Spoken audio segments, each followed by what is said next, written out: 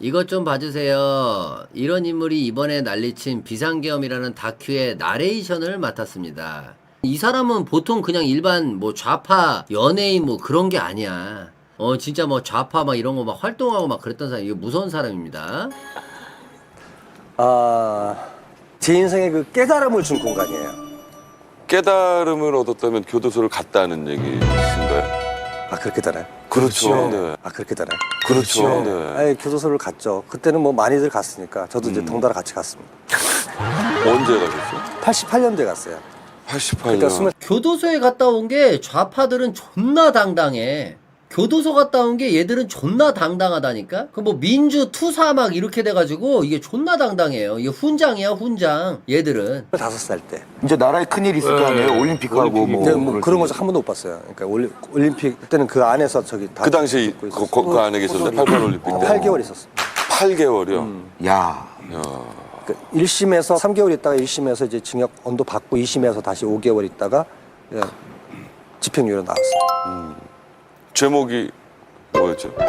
제목이 국가보안법 아니야? 어려웠어요. 그러니까 총포 도검 화약류 단속법 위반이랑 폭력행위 등 처벌에 관한 법률 위반이랑 무슨 또 이제 뭐 국가보안법 뭐 이런 것도 하나 있었고 하여튼 뭐 이거 완전 순수 그냥 간첩인 거지. 국가보안법, 총포, 폭력까지 이거를 방송에 나와서 이렇게 아무렇지도 않게 얘기하고 그리고 이런 사람이 방송 활동을 한다고? 이게 말이 안 되는 거야. 지금 우리나라가 이게 지금 말이 안 되는 겁니다. 이렇게 하여튼 뭐 잡스러웠어요. 그러니까.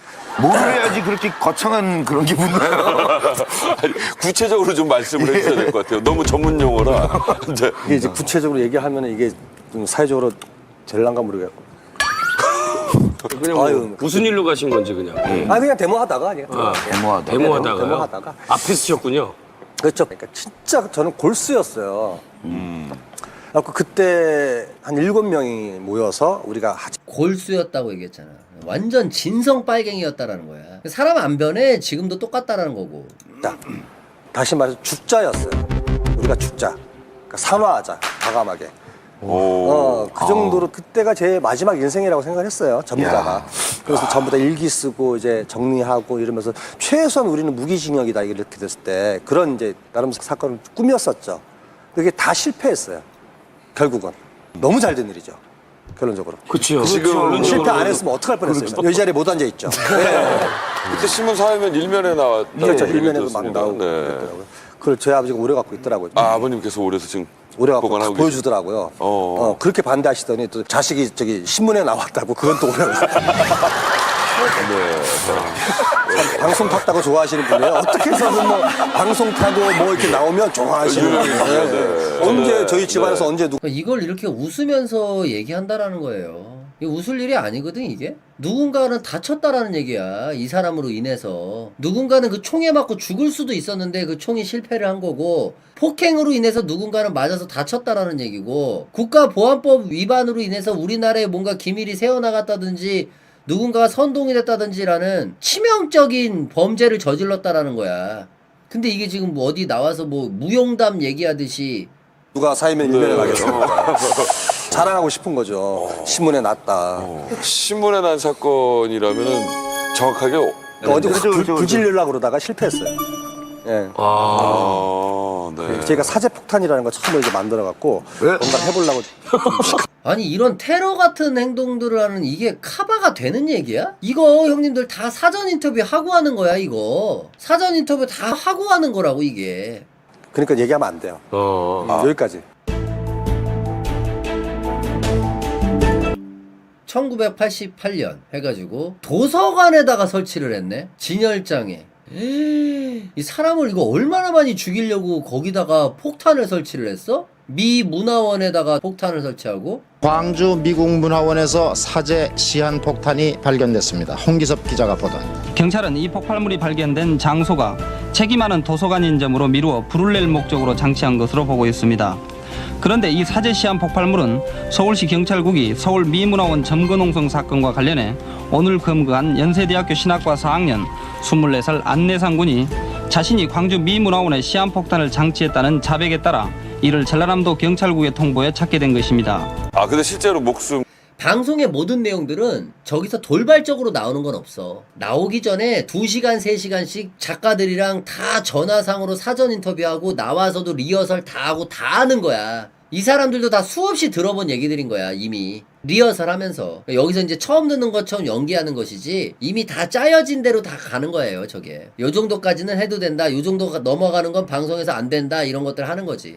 까지 바칠 생각을. 그랬죠. 그거는 죽어야 돼. 아, 그건 진짜 정말 위험한 생각이었던 것 같아요. 큰일 날 뻔했어요. 예. 그걸 안 터지기가 얼마나 다행이에요. 정말. 지금 생각하면 그러네요, 당연히. 끔찍했죠. 네. 그걸 잘못 만들기 정말 전에 젊은 정말 혈기에 나타났던 어떤 있어서는 안 되는 일이. 그러니까 얼마나 반미를 했다라는 거고, 얼마나 공산주의였고, 얼마나 빨갱이였다는 얘기야. 미국인들을 죽이고 싶었다라는 얘기 아니야. 미국 때문에 지금 우리나라가 이렇게 됐는데, 그 미국인을 죽이고 싶었다라는 거야. 그 막 미국에 막 테러가 하고 막 이런 테러 단체들 있잖아. 옛날에 막 IS 막 이런 거. 무슨 차이가 있는 거야, 이게? 그 당시에 했으면은 그게 무죄가 되는 거야? 아니야. 똑같은 거야. 그 사람들 그 탈레반 그래. 걔들이 테러하고 이거랑 뭐가 달라? 똑같은 거지. 똑같은 거야. 나름 그 사람들 입장에서 뭐 막 하려고 하는 게 아니라 미국 그 사람들 입장에서도 나름 공무원 시험 보고 공부 열심히 해가지고 외교관 뭐 이런 거 해가지고 우리나라든 뭐든 와가지고 거기서 이러고 미 뭐 문화원 뭐 이런 데서 일하고 있는 거 아니야. 그 무고한 멀쩡한 사람 그냥 죽여버리는 거야. 그게 무슨 죽임인 거야? 미국인이 싫다라는 이유로 그냥 묻지마 살인한 거예요, 저게. 지나다니면서 그냥 칼로 그냥 막 찌르고 이 사람들이랑 별 차이가 없는 거랑 똑같은 거라고. 그 사람이랑 이 사람이랑 안내상이랑 어떤 인과관계가 있어요? 아무것도 없어. 심지어 얘는 얼굴도 모를걸, 서로 간에? 얼굴도 모르는 거야. 그냥 미국인이란 이유로 그냥 죽인 거예요. 이게 묻지마 살인인 거야. 묻지마 살인. 그거 만약에 죽였다고 해서 우리나라 뭐 체제가 바뀌어요? 아니야, 그냥 죽이는 거야. 그게 애국한다라는 지들 그 생각의 전제하에 그냥 살인하는 거예요. 그냥 살인범 될 뻔한 거야. 그 폭탄 안 터졌으니까 다행인 거지. 터졌으면 그냥 살인범이에요. 그 당시였으면 저기서 만약에 여러 명 죽었다, 얘들 뭐예요? 사형이야. 무기징역이 아니야. 미 문화원의 그 단체로 수많은 사람들을 죽게 만들 수도 있는 사건인데 이거 사형이지. 그 폭탄 터졌으면 사형이야, 이거. 일을 했었어요.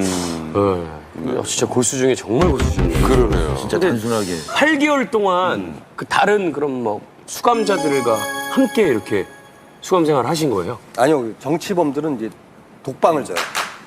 독방이요? 네. 8개월 동안 독방에서요? 네, 왜냐하면 이제 일반 사범들이랑 같이 있으면은 네.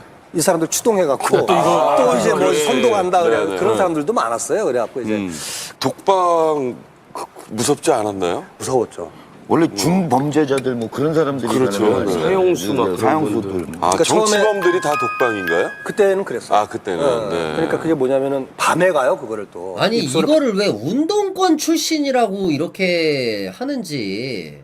운동은 개뿔 운동이야, 저게. 간첩질한 거를 무슨 운동권이다 뭐다 이러고 있네. 간첩질한 거를. 사형수들. 아, 그러니까 정치범들이 다 독방인가요? 그때는 그랬어요. 아, 그때는. 네. 그러니까 그게 뭐냐면은 밤에 가요, 그거를 또. 입소를 밤에 시켜요. 그래갖고 이제 딱 들어가면은 육중한 이렇게 철문이거든요. 그 문을 턱 열고 이제 들어가라고 그래. 딱 이렇게 들어가면은 뒤에서 문이 쾅 닫혀요. 그럼 내가 갇혔다라는 생각이 딱 드는 거야. 그러니까 그때가 첫 뒤돌아볼 수가 없더라고요. 너무 무서워서. 후회가 너무 되는 거야. 폭탄 설치하고 갇히는 건 무서워? 폭탄 설치한 사람인데 수많은 사람의 생명을 빼앗아갈 뻔했는데 평생 무기징역인 줄 알았어요. 네. 뒤를 뒤에 딱 한참 돌아보니까 문이 손잡이가 없는 거야. 그러니까 내가 못 여는 거야. 그러니까 아무 구조가 없어요. 그 옆에 열 수 있는 거라고 19통 이제 밥 네, 넣어주는 네. 그 네모난 통 하나밖에 없더라고요. 저기 서울에서 그 19통을 괜히 열었어요. 아무것도 없는데 여긴 열리나? 내가 열 수 있네. 그런 문 하나 있는. 그때는 당시에는 뭐 제가 아무것도 할 수가 없는, 그냥 시멘트 속에 그냥 딱 들어가 있는 그런 느낌이니까. 근데 그때 그 다음날 바로 이제 면회도 오고 이제 사람들도 오고 막 사식도 넣어주고 뭐 책들도 이렇게 꽂히고 이렇게 하다 보니까 좋더라고요, 그 다음에. 혼자 계신 게요? 8개월 동안 혼자 계시는 게. 설마 좋기까지 하겠어요? 좋았어요. 그때 처음 갔을 때는 괜찮은 데 갔어요. 저기 서울구치소는 좀 괜찮아요, 거기가. 환경이. 거의 호텔 같은 분위기가 형성이 돼요. 호텔 같은 분위기. 죄송한데 이 방송 보시고 또 궁금하다고 절대 이러시면 안 됩니다. 그래서 뭐 진짜 편안했어요. 왜냐하면 그 전에 바깥 생활이 너무 힘들었거든요. 아. 그러니까 맨날 밤새 갖고 토론하고 뭐 만들고 잠을 거의 못 자면서 생활을 하다가 그러니까 이런 식으로 하는 거. 그러니까 얘를 피해자 코스프레로 만드는 거야. 감옥에 갇힌. 애국을 위해서, 나라 걱정을 위해서 애국한 사람을 감옥에 갇힌. 그러면 상대적으로 누가 밉게 느껴져요? 그 당시에 무슨 안보, 뭐 그쪽에 있는 막 사람들 있죠. 그런 우파 쪽에 있는 사람들이나 정치권에 있는 세력들이나 아니면 그런 경찰, 검찰 그런 사람들이 이제 악마화되는 거고, 얘를 가둔, 얘는 민주화 운동을 한 사람이 되는 거고, 반대로 피해자가 분명히 있거든요. 피해자에 대한 언급은 없죠. 하는 휴식 공간이 되는 거예요. 그러니까 나만의 공간, 나를 되돌아볼 수 있는 공간, 이런 것들이 딱 되니까 북은 깔아놓는 거 보세요. 이런 천국이 없는 거지. 이런 얘기 아무도 나와서 얘기 안 했나요? 아, 그렇지 않나요, 보통은? 네. 갔다 왔어. 감추려고 많이 했겠죠. 정말 얘기를 나누면 나눌수록 정말 평범하지 않은 일을 많이 경험하신 것 같아요. 8개월이라는 시간 동안 많은 그 깨우침을 얻고 교도소를 나오셨어요. 네. 나오신 다음에 어떤 일을 하셨나요? 그리고 나서는 네. 정말로 그러니까 호구지책은 해야 되니까 이제 무슨 이제 일은 또 했죠. 그래갖고 이제 뭐 당구장도 하나 해봤고 무슨 이제 카페도 했고 그래갖고 이제 호구지책은 그런 대로 됐어요. 그랬어요. 아니, 그 연기는 언제 시작하신 건가요? 진짜 웃고 싶더라고.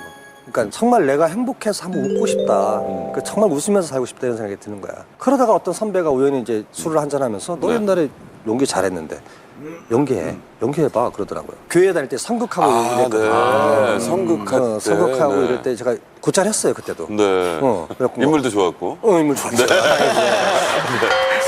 너무 심하게 웃으시는데.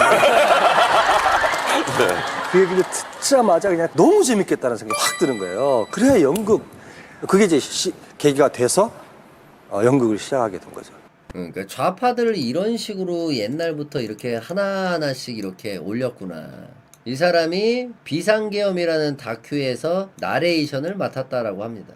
그러니까 얘들 입장에서는 지들이 불법을 저질러서 저렇게 감옥에 갇히고 이런 것들은 악에 맞서 싸웠다. 이렇게 해버리고. 반대로 우리 우파 입장에서 이번에 서부지법 하나 그거 하나에 폭동이다 이래버려. 지들은 옛날에 방화 저지르고 불 내고 폭탄 설치하고 사람 두드려 패고 강도질하고 온갖 지저분한 짓거리들은 다 해놓고도 그거를 민주화 운동이다 포장해놓고 또 이렇게 하는 애들은 좌파에서 엄청 띄워줘. 우리 좌파 민주투사다 해가지고 팍팍 띄워준다고.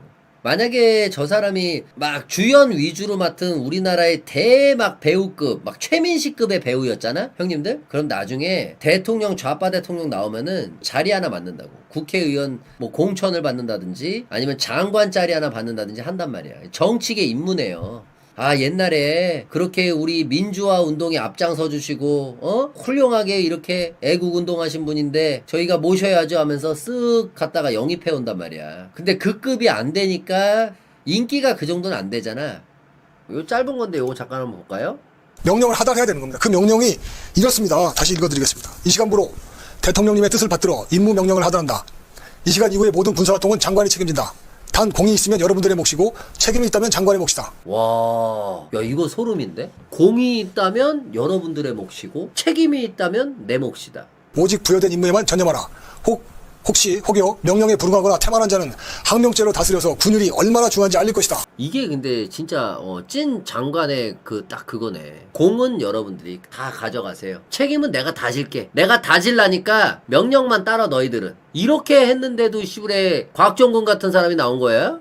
그 다음에 이제 아까 전군 지휘관이니까 그 장관의 명령을 받아서 각 부대별로 그 전파가 됩니다. 그 제가 지금 읽어드릴 것은 그 중에서 여러분들이 별로 안 예뻐하시는 우리 곽종근 사령관이 있는 특전사에서 받은 그 명령과 그 상황 전파입니다. 작전 일지라고 되어 있습니다. 22시 35분입니다. 국방부 장관 주최 VTC 회의가 있었고요. 22시 30분부로 비상계엄 선포에 따른 장관의 임무 하달이라고 딱 되어 있습니다. 그 다음에 핵심 키워드가 이겁니다. 장관 명예에 의해 부여된 임무만 실시하라. 이렇게 딱 되어 있습니다. 그래서 당연한 거 아닙니까? 장관의 명령에 의해 부여된 임무만 실시하라. 라고 딱 이 딕테이션이 되어 있습니다. 명예에 불응하거나 태만하는 인원은 항명죄가 적용된다. 즉각 출동 가능한 부대는 출동하라. 그 다음에 22시 40분에 전군 경계태세 2급이 발령이 됩니다.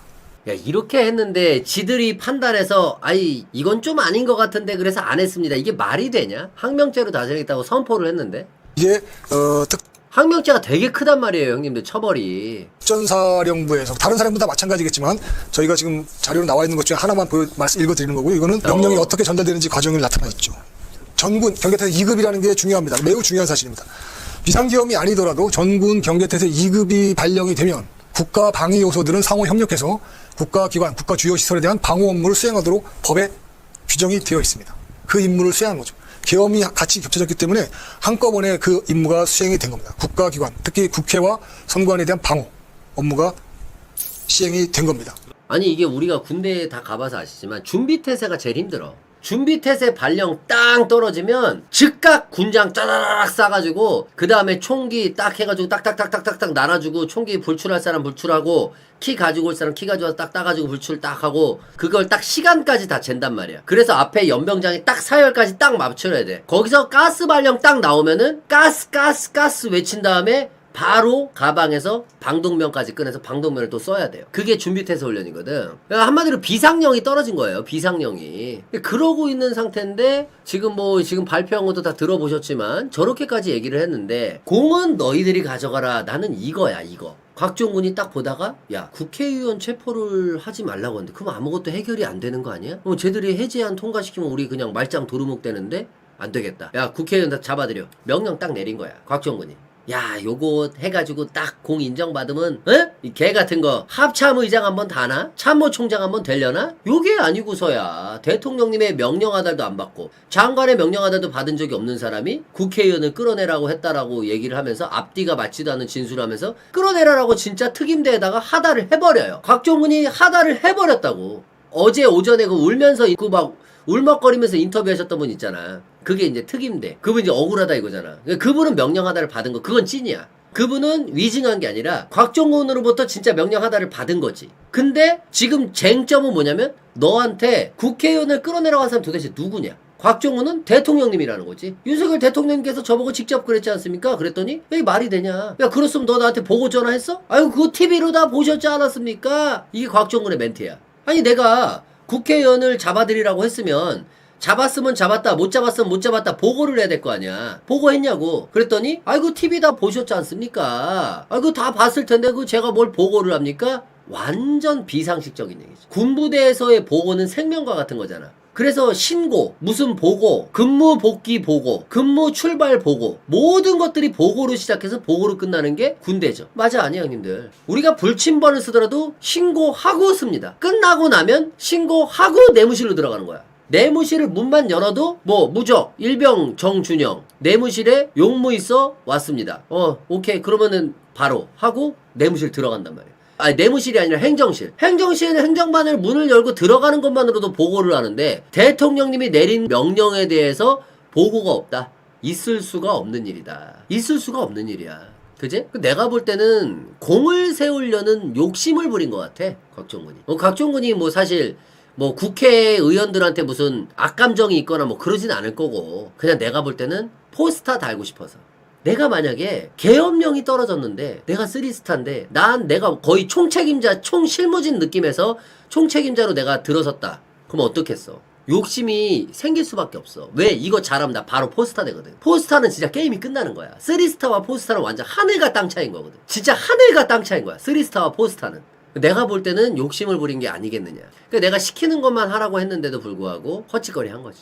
근데 그게 드러나면 나는 완전 끝나는 거야. 우리가 상식적으로 한번 추리를 해보자라는 거야. 추리를. 내가 이 명령을 받았는데 이거 시키는 대로만 해버리면 아무 그게 없고 내가 뭔가를 딱 해야 될 것 같은 거지. 내가 사령관으로서 명령 딱 내리고 그게 잘 되면 내 공이 인정되고 내가 포스타가 되는 거야. 그래서 했는데 분명히 내 밑에 사람은 명령 하달을 받았으니까 하달을 받았다라고 증언을 했단 말이야. 근데 나는 하달을 받은 적이 없는데 증언을 했으면 이건 완전 내가 내란 우두머리가 돼버리는 거지. 이건 완전히. 위에서부터는 내란을 벌일 생각이 없었고 나부터 내란 지시를 한 거야. 예를 들면은 그럼 내가 내란 우두머리가 되는 거야. 그럼 내 인생은 그냥 끝나버리는 거야. 여기서 그냥 끝장나버리는 거야. 무기징역 때려맞고 그냥 끝난다고. 그럼 얼마나 무섭겠어. 그럼 이 사람은 할 수 있는 그 모든 걸 다 해야겠지. 얘가 떳떳했으면 나는 처음부터 그렇게 했을 거라고 생각하지 않아. 내려준 명령만 딱딱 이수했으면 떳떳했을 거야. 우리가 추리를 해보자고. 그러면 떳떳했겠지. 그러면 막 이렇게 걱정하고 무서워하고 그럴 것도 없고 민주당 의원들이 찾아와고 뭐해도 다른 군인들처럼 떳떳하게 행동할 수 있었을 거라고. 근데 그게 안 되는 거지. 자기가 명령 내린 거 명령을 안 받았는데 내린 게 걸려버리면 얘는 인생이 그냥 끝나는 거야. 여기서 모든 게 끝나는 거야. 그럼 어떻게 해야겠어? 받았다라고 얘기할 수밖에 없는 거야. 우길 수밖에 없는 거야. 어찌됐든 뒤진 건 매한가지야. 근데 여기서 어찌됐든 난 명령을 받아서 한 거면 나는 별 큰 죄가 아니야. 그래서 제가 볼 때는 이 사람이 명령을 하다란 거는 팩트 이미 증명이 됐고, 근데 내가 명령을 받은 게 아직 증명이 안 됐어. 이 증명이 안 됐다고요. 통화를 토탈 2번인가를 했는데 통화 내용도 짧고 내용도 짧고 뭐하고 막 이러면서 앞뒤가 안 맞아. 윤석열 대통령님의 말씀이 훨씬 더 신빙성이 있어. 왜냐면은 내가 국회의원을 체포지시를 했으면 국회의원이 그게 200명이 가까이 되는 국회의원인데 군인 200명을 그거 어떻게 해. 그러면 우선순위가 있을 거라고. 내가 상식적으로 생각을 하는 거야. 다 잡아들이는 게 아니라 우선순위가 있을 거라고. 누구 위주로 몇 명만 딱 잡아라. 그러면 이름을 언급하고 뭐하고 해야 되는데 그러기에는 통화 시간이 너무 짧아. 통화 시간이 1분 몇십 초 막 2분 막 이렇게밖에 안 돼. 그거를 얘기하면서 하기엔 통화 시간이 말이 안 되는 게 짧은 거야. 그 다음에 보고도 없었고. 그러니까 내가 만약에 명령 하다를 안 받은 것만 입증이 돼버리면 곽종근은 여기서 끝나는 거야. 안 시켰는데 국회의원을 지 머릿속의 생각 하나로만으로 국회의원을 잡아들이려는 생각을 해버린 군인이 돼버린 거야. 게임 끝나지. 떳떳하고 뭐하고 했으면은 이 사람의 증언은 앞뒤 달라질 게 없어. 그러니까 내가 기억력 이런 걸로 인해서 뭐 예를 들어 1분 40초를 통화했는데 나중에 1분 50초 통화했다 그랬다가 1분 30초 통화했다 뭐 이런 거야 할 수 있지. 근데 지금 앞뒤가 맞지 않는 말들이 많아. 그런 단순한 뭐 숫자들, 기억력이 얼마든지 이렇게 왔다 갔다 할 수 있는 그런 부분이 아니라 진짜 커다란 부분들이 다른 얘기들이 많아지는 거야. 요원들을 끄집어내라 했다가 의원을 끄집어내라. 이것도 말이 안 맞는 거고. 그래서 내가 볼 때는 결국 곽종근은 대통령님이 나한테 지시했다라는 걸 밝혀내지 못하면 곽종근은 유죄입니다. 그거 못 밝히면 곽종근은 유죄야.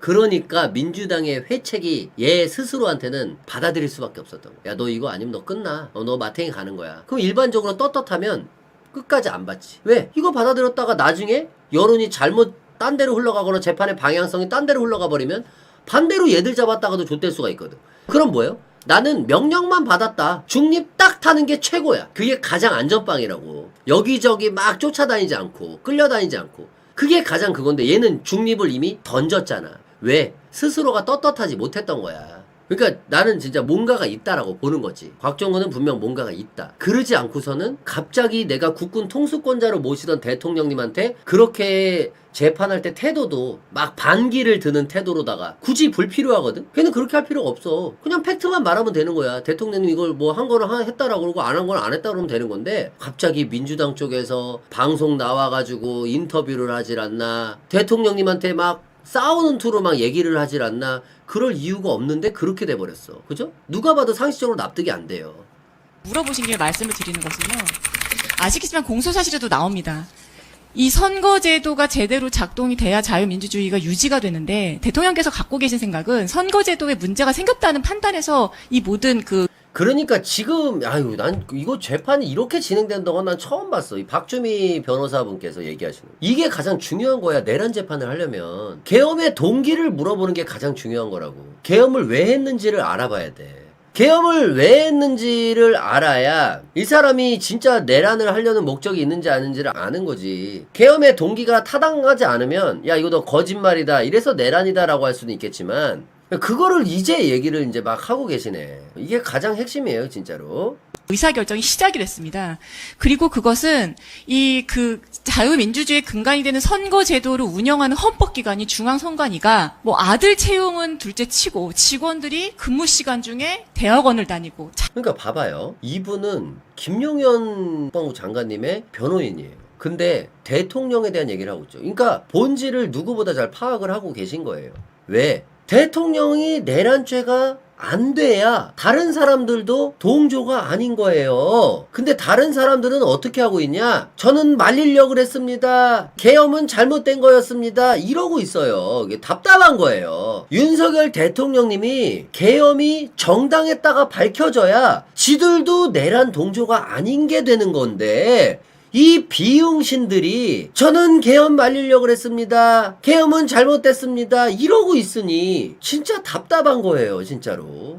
한덕수 재판도 마찬가지예요. 그러니까 15년 때려 맞는 거예요, 구형을. 대통령의 계엄의 정당성에 대해 얘기를 했어야지 그게 변호를 하는 거죠. 저는 말리려고 그랬습니다. 이게 아니라 대통령의 계엄은 내가 그 당시 판단했을 때 내가 말릴 수 있는 근거가 없었다. 뭐가 잘못됐어야 말리지 않겠느냐. 아니 반국가 세력 잡겠고 부정선거 척결하겠다는데 내가 무슨 국정원이어가지고 아니 뭐 부정선거가 어디 있습니까? 라고 얘기할 근거도 없고 아니 있는지 없는지 어떻게 알아요? 그 재판장님이 압니까? 그건 아무도 모르는 거 아닙니까? 내가 어떻게 없다라고 확정짓고 말립니까? 말렸는데 있었으면 어떡할 거예요? 말렸는데 있었으면 그 다음에 반국가 세력 잡겠다 그랬는데 말렸는데 반국가 세력 수두룩 빽빽이로 있었다. 그러면 어떡할 거예요? 그 내가 말릴 수 있는 근거가 뭐가 있습니까? 내가 어떻게 말려요? 아니 그 상황에서 내가 말리면 내가 이상한 게 되는 거죠. 아니 재판장님 내 말 틀립니까? 내가 거기서 반국가 세력 잡으면 안 됩니다 대통령님. 뭐 이렇게 말릴 수 있는 것도 아니고 반국가 세력 잡겠다? 부정선거 잡겠다? 선거 바르게 만들겠다? 이렇게 하는데 내가 어떻게 그 말릴 근거가 뭐가 있습니까? 말릴 수 있는 명분이 뭐가 있냐고요. 근데 왜 나보고 자꾸 안 말렸다고 뭐라고 하는 거예요? 라고 왜 말을 못하냐는 거예요. 어? 계엄을 애초에 하면 안 되는 거였나요? 아니 충분한 명분이 있고 잘못된 게 있어서 바로 잡겠다고 계엄을 하시려는 건데 법에 있잖아요. 아니 그건 사법부든 입법부에서 애초에 그 법을 없애버리든가요. 아니 그 법을 대통령한테 줬잖아요. 아 왜 줘놓고 나한테 안 말렸냐고 뭐라 그래? 왜 줘놓고? 아니 니들이 줬잖아 니들이. 그럼 아예 법을 없애버리든가. 권한을 줘놓고 안 말렸냐 그러면 어쩌라고 나보고 어쩌라는 거야 도대체. 권한이 있었잖아요. 그걸 내가 어떻게 말려요? 뭔 수로 말려요? 아니 지금 입법부다 해서 권한 줬잖아. 그거 내가 말릴 수 있어요? 아니 사법부 판사님들 당신들이 갑자기 판결 내려. 아니 잠깐만요. 아니 재판장님 이거 판결을 내리시면 안 됩니다. 아니 왜요? 아니 이거 이 판결 내리시면 절대 안 됩니다. 아니 제가 막 말렸어요? 그럼 판결 안 내리실 거예요? 판사가 판결을 내릴 수 있는 권한이 있으니까 판결 내리는 거 아닙니까? 대통령이 권한이 있어가지고 진짜 심각한 상황이기도 했고 그 권한을 마땅하게 사용해서 계엄을 내린 거 아닙니까? 근데 어떻게 말려요? 검사가 와서 막 말하려고 그래요. 재판 와가지고 아이고 그 검사님 그 말씀하시면 안 됩니다. 아이고 구형 막 하려고 해. 구형하시면 안 돼요. 말리면 말려집니까? 그분들이 다 권한이 있어서 하는 거 아닙니까? 그 대통령이 권한 갖고 해서 계엄하겠다는데 내가 이 개 같은 거 뭔 수로 말리냐고요. 아이고 입이 있으면 말씀해보세요. 에?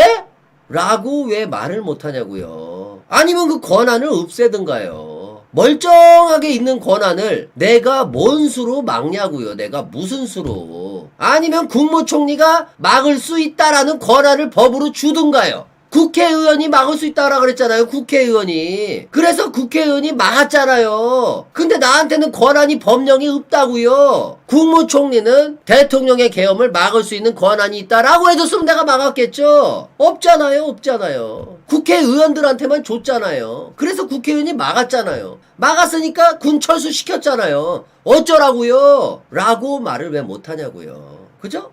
제가 얘기한 것 중에 틀린 말이 있나요? 그냥 어거지 떼쓰는 뭐 그런 얘기가 있나요? 아니 맞는 얘기잖아요 사실. 아니 이게 너무 답답하다라는 거야 이게 진짜로. 이거를 이렇게 얘기를 해야지 왜 아이고 저는 계엄 말렸습니다. 계엄하면 안 됐죠. 나쁜 거죠. 왜 그러고 앉아있어. 바보들도 아니고. 그렇게 돼버리면 니들도 다 인정하네? 그지 그거 내란 맞았지? 이렇게 되는 거 아니야. 그럼 내란에서 유죄가 떨어져 버리면 니들 동조원들 다 엮여 들어간다고 바보들아. 내란을 혼자 버릴 수가 있어? 없지. 그럼 거기에 관련자들 내란 공범으로 다 엮인다고. 아니 왜 이런 생각을 못해. 나도 하는 생각을. 참 진짜 너무 답답합니다. 지금 김용현 변호인만이 제대로 된 지금 재판을 하고 있고 변호를 하고 있어요. 이렇게 가야 돼 이렇게. 이거에 대한 얘기를 한 게 지금 처음 나왔어. 여지껏 재판 중에. 대통령님이 계엄을 왜 하셨고 이런 거에 대한 얘기가 이제 처음 나왔다고. 그 전에 나온 건 죄다 뭐 국회의원을 끌어내라 그랬느냐 안 했느냐 뭐 그 얘기만 전부인 건데 중요한 건 그게 아닌 겁니다. 대통령님이 계엄을 왜 했는지가 가장 중요한 거예요. 그게 인정이 돼버리면 내란은 당연히 물 건너가는 거예요. 계엄을 한 사실이 명백하게 존재하고 사유가 존재하고 권한이 존재했고 해제 권한 있는 제3자들이 해제를 했고 그걸 따랐고 명백하게 1부터 끝까지가 100까지가 쫙 합법 적법하게 이루어졌단 말이야. 근데 어떻게 이걸 내란으로 뒤집어 씌우겠어. 이렇게 가야 된다라는 거죠.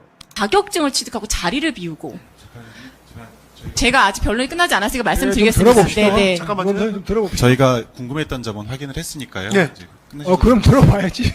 알겠습니다. 일단 그런 말씀 부분에 정리해 대해서 주시죠. 의문을 예, 예. 갖고 계셔서 일단은 그 주장은 유지하신다는 말씀 아까 하셨는데 그거 나중에 정리를 한번 해주십시오. 네, 짧게 예. 마무리 예, 짓겠습니다. 이제 말씀을 정리해, 드렸으니까요. 이건 검사한테도 얘기를 해야 되는 거예요. 아니 그 답을 누가 정하냐고. 말려야 되는지 안 되는지는 누가 어떤 기준으로, 기준이 명확하게 있어서 그 일이 했는데, 근데 니들은 그냥 말려야 된다라고 하잖아. 그건 니들 생각인 거고, 내 생각은 난 니들 특검을 막아야 된다고 생각해. 그럼 니들이 여기서 변호하고 뭐 재판장에 뭐 얘기하고 증인신문하는 거 우리가 막아도 돼? 막아도 됩니까? 그게 우리는 애국하는 길이라고 보는데 막아도 되냐고. 못 막잖아. 그럼 우리는 지금 재판의 룰을 따르는 거 아니야. 당연히 국방부 장관님도, 한덕수 총리도, 거기에 참석한 장관들도 룰에 따라야 되는 거야. 왜? 계엄을 내릴 수 있는 권한은 대통령밖에 없어. 근데 왜 씨부레 우리한테 안 막았냐 뭐라 그래. 뭔 수로 막아? 우리가 법에 엄연히 그걸 해지할 수 있는 권한이 국회에만 있고, 애초에 하기 전에 막을 수 있는 권한은 법으로 없잖아. 국무회의를 통해 막을 수 있다라고 얘기돼 있어요? 그냥 국무회의를 해야 한다라고만 했지, 국무회의를 통해 무슨 다수결의 원칙에 의해서 통과를 해야 계엄을 선포할 수 있다라는 법안이 있어? 없잖아. 그러니까 막을 수가 없다고. 예를 들어서 억가를 해도 진짜 유분수죠. 그죠? 더 하세요, 더 해. 선관위가 그러고 나서 한 해명은 원래 선관위는 전통적으로 가족회사가 맞다. 그리고 그걸 수사하면서 사무총장이 랩탑과 휴대전화를 완전 깡통으로 제출했습니다. 그 증거인멸에 해당하지 않습니까? 그게 무엇을 말하겠습니까? 그런데 그것을 도저히 그냥 둘 수가 없기 때문에, 왜냐하면 선거제도가 망가진다는 것은 대통령의 잘못된 통치행위도 선거라는 정치적인 수단을 통해서 통제가 불가하다는 것을 의미합니다. 그렇기 때문에 선거제도의 정상화를 위해서 중앙선관위가 이런 의혹을 받고 있으니 한번 조사해봐라라고 해서 국정원장에게 지시를 해서 감사를 하니, 그것을 또 이유로 탄핵안을 발의하지 않았습니까? 그렇기 때문에 중앙선관위가 철저하게 외부 세력에 의해서 비호가 되면서 그 내부에서 누구나 이 냄새를 맡을 수 있을 정도로 썩어가고 있음에도 불구하고 아무도 손을 못 대고 있는 상황이 됐기 때문에 대통령께서 이것은 한번 들여다보는 것이 필요하다는 결단을 하신 거고, 다시 말씀드리지만 이런 생각을 애초에 갖고 있는 사람이 무슨 내란을 벌여. 공정한 선거를 하자라고 생각하는 독재자가 어딨어. 어떤 미친 독재자가 공정한 선거를 하자 그래. 차라리 선관위가 썩어 있으면 오히려 좋지. 아니 재판장님 맞잖아요. 아니 대통령님 입장에서 독재하고 내란 벌일 생각이 있다면 선관위원장 하나 불러다가 걔만 입만 맞추면 끝나는 거 아니에요. 아니 야 내가 월급도 더 올려주고 너 선관위원장 무한으로 시켜줄게. 나 그냥 계속 내가 법안 바꿔서 연임제하면 그냥 나 앞으로 계속 대통령 만들어줘, 부정선거로. 그러면 간단하게 끝나는 문제 아닙니까? 근데 부패돼 있는 거를 올바르게 공정하게 바꾸려는 사람이 어딨냐고. 독재하려는 사람 중에. 독재는 다 썩어 문드러져야 독재가 가능한 건데, 지들끼리 해먹는 건데. 그것에 대한 판단은 국민들께서 선거를 하시면 됩니다. 정권을 유지시킬 것인지 아니면 바꿀 것인지에 대한 판단은 통치에 대한 판단은 당연히 선거를 통해서 하는 것이고, 그것이 대법원 기존 판례의 취지가 아닙니까? 그런데 그것을 검찰이 기소의 영역으로 끌어들어와서 형사재판으로 이것을 판단한다. 그것은 대통령의 고유한 권한인 계엄 선포 권한, 그리고 고도의 통치 행위를 사법부 밑으로 종속시킴으로 인해서 상권 분립을 깨트리는 것이기 때문에 저희는 당연히 이 기소 자체가 불법 기소고 따라서 공소기각이 판결로서 선고되어야 한다는 점을 처음부터 말씀을 드렸습니다. 저희는 이 주장을 양보하려고 하는 것이 아니고요. 공소기각 판결이 필요하다는 주장을 가장 맨 앞에 두되 그것만 유지할 수 없기 때문에 실체 관계에 대해서도 다투는 것입니다. 예, 알겠습니다. 그것도 나중에 그러면 정리를 좀 하셔가지고 하겠습니다. 문건으로 좀 제출을 해주시죠. 이게 맞지. 아니 그러니까 한덕수 총리도 그래 너무 답답해. 와가지고 막 CCTV 보여주면서 하면 당당하게 왜 말을 못해. 이미 걔는 죽어서 이미 납작 엎드려서 재판을 해버리잖아. 납작 엎드려서. 아유 저 계엄 말리려고 그랬습니다. 그러니까 나중에 아유 그 거짓말이었네요. 위증했습니다 이러고 뭐하고 국무회의 안 했습니다. 아유 그 구라였습니다 사실은. 겁나서 그랬습니다. 공무원 시험 제도가 있는데 추천제로 하자고? 공무원 추천제, 국민 추천제, 공무원 인사 제도로 공식 도입한다? 아무나 또 지들 원하는 애들 다 꽂아 넣으려고 이러고 있네. 아니 왜냐면 국민이 추천을 했는데 1000명이 추천을 했어. 누구를 했는지 우리가 어떻게 알아? 우리가 그 표를 까볼 수가 있어? 얼마든지 주작이 가능하잖아. 얼마든지. 그 다음 양향자 또 나왔어 또. 윤 옥중 메시지 3가야. 옥중 정치가 활발할수록 국민의힘은 선거에 불리해진다며 이같이 적었다. 야, 니들 선거 때문에 윤석열 대통령님이 원하는 것도 안 해야 돼? 아니 이게 잘 봐 형님들. 양양자가 있고 국힘이 있고 이거 얼마나 나쁜 놈들이냐. 윤석열 대통령님이 그런 지경에 빠졌을 때는 니네는 오히려 거기다가 휘발유를 같이 부어줬잖아. 맡기는커녕 그렇게 해놓고 지금 구속까지 돼가셔서 감옥에까지 갇혀 계신 분한테 니들 선거에 악영향을 조금이라도 미친다라고 해서 이거 하지 말라고? 편지도 하지 말고 뭐 하지 말라고? 이게 사람 새끼들입니까? 야, 본인들은 아무것도 못 해줬으면서 왜 여기서는 바래? 왜 니들 선거를 왜 윤 대통령님이 도와줘야 되니? 니들 선거를 윤통이 왜 도와줘야 돼? 지들 선거를 도와줘야 된다는 게 당연한 항목으로 깔려있네요. 이 제정신들이에요 지금? 국민의힘은 윤 전 대통령을 사랑하고 존경했다. 지금도 마음 변치 않은 당원과 지지자들이 있다. 면서도 그러나 정작 윤 전 대통령이 국민의힘을 존중하고 사랑했는지 그 애당심이 드러난 사례를 찾기가 쉽지 않다고 지적했다. 야, 니들이 탄핵을 시켰잖아. 탄핵을 시키는 결정권은 탄핵. 이게 민주당한테 있었습니까? 탄핵의 결정권이 민주당한테 있었나요? 탄핵이 되고 말고에 대한 결정권은 국힘에 있었어요. 국힘에 있었다고요. 얘들은 그냥 가만히만 있어도 윤석열 대통령님은 탄핵이 안 돼요. 근데 지금 민주당에 가 있는 그 뿌락치 그런 애들이 여기 대거 있었고 한동훈 있었고 그래서 탄핵이 된 거잖아. 윤석열 대통령님이 느끼는 배신감은 얼마나 컸을까요? 여러분들 상상해 가십니까? 반국가 세력들을 잡겠다고 이렇게 했는데 도와주기는커녕 여당이라는 사람들이 지들이 같이 나서서 지들도 같이 탄핵에 투표를 해버렸으니 여기서 대통령님이 느끼는 배신감이 얼마나 컸겠냐고요. 민주당의 그 쪼여오는 압박감으로도 굉장히 마음고생이 심하셨을 텐데 여기다가 국힘까지 가세를 해? 거기다가 내가 정치계를 거의 입문시켰다시피 한 한동훈까지? 그랬을 때 당시 윤석열 대통령님은 기댈 데가 아예 없었을 거야. 내 편이 아무도 없는 거야. 여당조차도. 여당은 내 입장에서 목소리를 내주고 내가 하고자 하는 얘기들을 대변해줘야 되는데 걔들은 그런 걸 아무도 안 하는 거야. 오직 국민들만이 윤석열 대통령님이 계몽령이었다면서 외쳤고 또 목소리를 내고 외쳤지 윤석열 대통령님 그 당시에서는 아무도 편이 없었다. 그러자 국민들이 갑자기 윤어게인이다 뭐 윤석열 대통령님의 계엄은 계몽령이었다 하면서 갑자기 팍 하고 치고 올라오니까 그제서야 국민들의 엄청난 지지를 받게 되니까 그제서야 눈치 쓱 보다가 아 좀 있으면은 경선대회 뭐 그거 해야 되고 뭐 당 뭐 그거 해야 되는데 아 지금 약간 윤석열 대통령님 좀 이렇게 실드 쳐야겠다 해가지고 쓱 나와가지고